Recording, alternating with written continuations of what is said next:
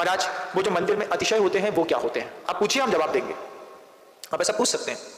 भूत और पिशाच जाति के जो देव होते हैं ना, इन देवों के पास शापानुग्रह शक्ति होती है।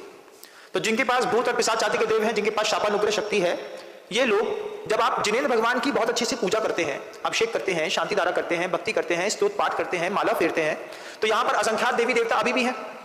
ये आपको देखते हैं, उनके पास अवधि ज्ञान है, वो अपने अवधि ज्ञान से ये देखते हैं, अरे ये तो मेरे भगवान जी का भक्त है, इसके जीवन में विप्लव है, मेरे पास अवधि ज्ञान है, मेरे पास शाप अनुग्रह शक्ति है, मैं इस पर अनुग्रह कर देता हूं।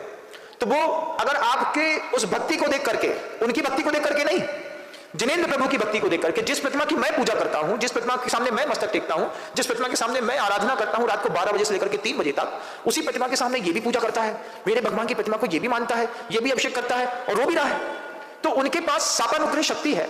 तो प्रभु के प्रति आपकी भक्ति को देख करके हो सकता है वो कदाचित आपके ऊपर अनुग्रह कर दें, कदाचित कर दें, नहीं भी करें, लेकिन उसके लिए वो ये नहीं कहते हैं कि तुम मेरी भक्ति करो, वो कहते हैं कि तुम जिनेंद्र प्रभु की भक्ति करो। वो भी नहीं कहते हैं, आगम ग्रंथ कहता है अगर आपका और प्रभु के साथ का संयोग संबंध उसको फल गया, दिखाई दे गया, तो वो आपकी मदद करना चाहे तो कर देगा, नहीं किया तो नहीं किया। श्राप जरूर दे देते हैं। तीर्थंकर कभी किसी का बुरा नहीं करते बंधु। तीर्थंकर सिद्धालय में विराजमान है, लेकिन तीर्थंकर की प्रतिमाओं से बहुत बुरा होता है। तीर्थंकर की प्रतिमाएं तीर्थंकर नहीं, तीर्थंकर से बढ़ करके होती हैं।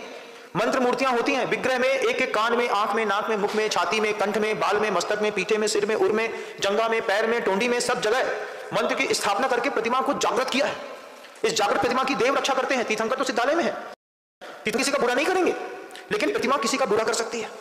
गलत तरीके से प्रतिमा का छूने वाला, अभिषेक शांति धारा करने वाला, उनके सामने गलत विचार करने वाला, अशुद्धि करने वाला, प्रतिमा के सामने ब्रह्मचर्य भंग करने वाला, गलत चीजों को करने वाला, ऐसा दुख पाता है। मेरी आंख का देखा है। एक उदाहरण दिखाता हूं, आप भी देखिएगा। हम जहां पर हमारा होम टाउन पैलेस था, जहां पर हम रहते थे, वहां पर एक व्यक्ति ने प्रतिमा के पीछे, ये माइक की जो स्टैंड होता है ना, स्टैंड है ना, स्टैंड की जो रॉड होती है, उसका दिमाग ऐसा हो गया, तो उसने प्रतिमा और दीवार के पीछे स्टैंड फंसाया ऐसे और ऐसा खींचा, तो प्रतिमा पूरी की पूरी वेदी से जमीन पे गिर गई, फूट गई। 13-14 प्रतिमाएं तोड़ दी।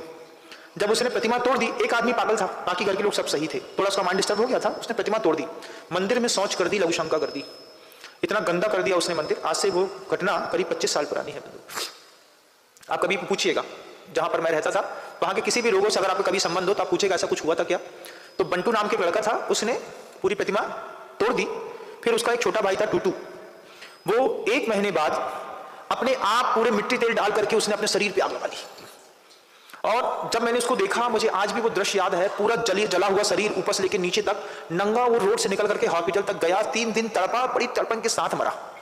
देखो कैसा नुकसान होता है। फिर उनका एक और भाई था, उसने सुतली से फांसी लगा ली। घर के अंदर पैसा चारों तरफ से आना बंद हो गया, बच्चों को दूध पिलाने के लिए पैसा नहीं बचा। प्रतिमा के अवहेलना करने वालों के घर में क्या घटता है, कहना विचित्र है। इसलिए